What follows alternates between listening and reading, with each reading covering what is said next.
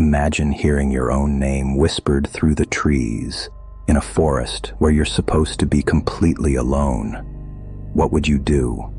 Would you answer? Would you run? Tonight, I'm going to tell you about 3 experienced hikers who made a decision that would haunt them forever. This is the true story of what happened in Blackwood Forest, a place where people go missing and the woods themselves seem to be alive. What they discovered on that October night defies explanation. Are you ready to hear what really lurks in the darkness? Sarah, Marcus, and Elena had been planning this trip for months. They were seasoned hikers, not the type to get spooked by shadows or strange sounds. Blackwood Forest was their challenge, 40 miles of untouched wilderness, known for its rugged terrain and complete isolation. The locals had warned them, of course. "Don't camp past marker 7, the old man at the ranger station had said, his eyes serious.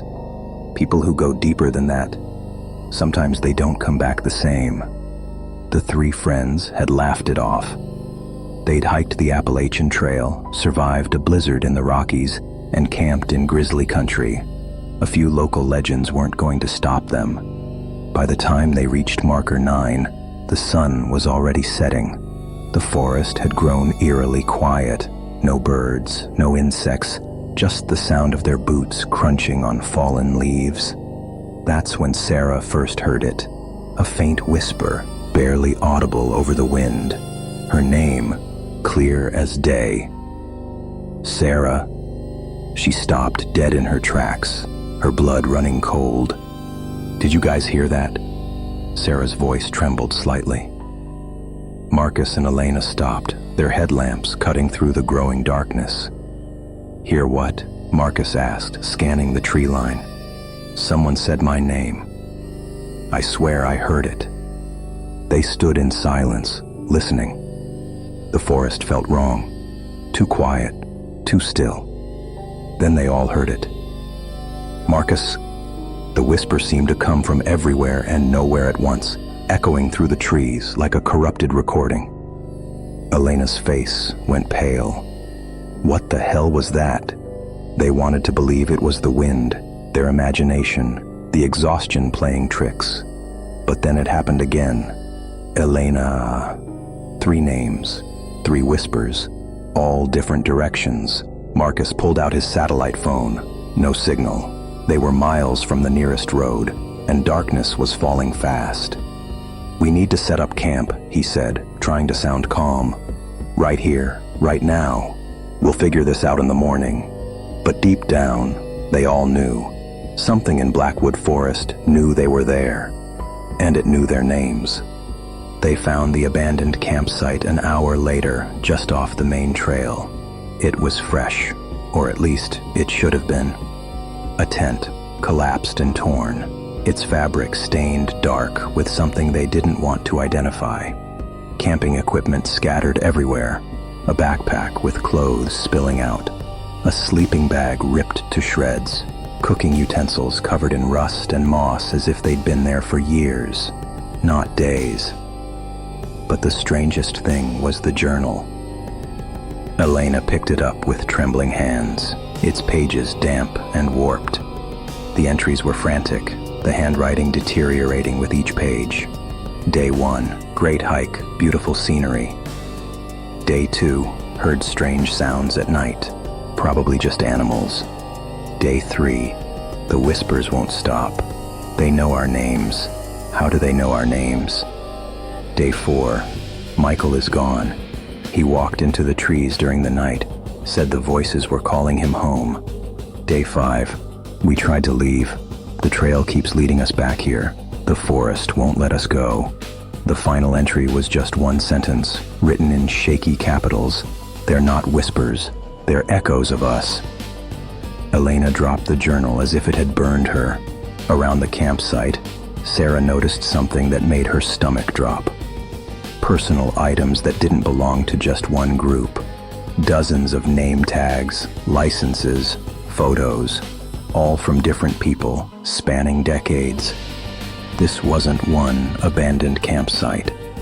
It was a graveyard of lost hikers, They decided to make a run for it. Forget the gear, forget the route. They just needed to get out. But the forest had other plans. Every trail they took led them in circles, back to the same twisted oak tree with carvings in its bark. Names.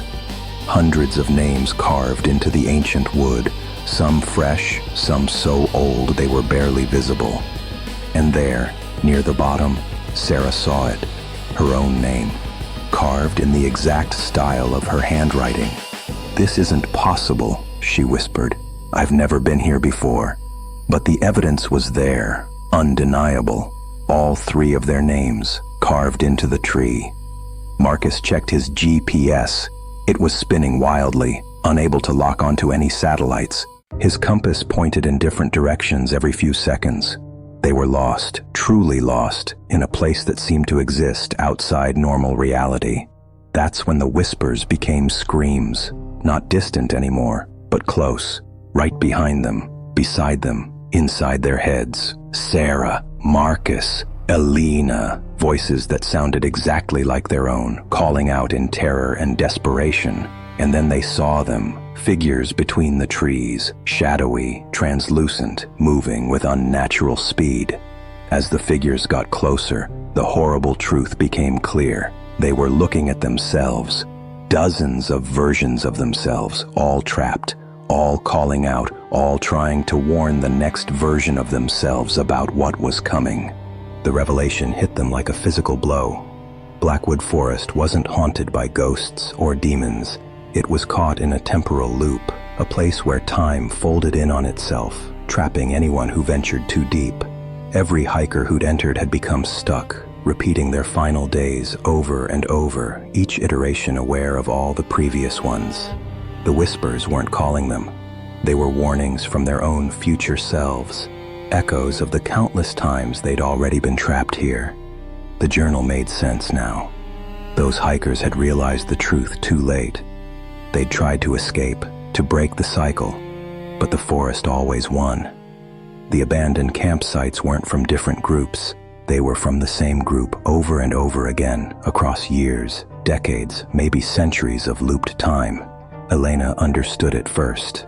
We're not going to escape, are we? We're already trapped. This moment, right now, we've lived it before. We'll live it again. As if in confirmation, the whispers changed. Now they weren't calling their names. They were repeating their exact words, their exact conversations from the past 3 days.